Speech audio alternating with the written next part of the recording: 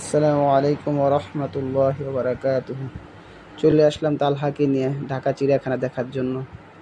যদিও বহুবার এসেছি, তারপরও বাচ্চাদেরকে মাঝে মাঝে বাসার আশেপাশে শহরের ভিতরে কোথাও সুন্দর জায়গায় ঘোরাতে নিয়ে যেতে হয়। যদিও একাধিকবার যাওয়া হয়, বাচ্চাদের মন এতে করে খুবই ভালো থাকে।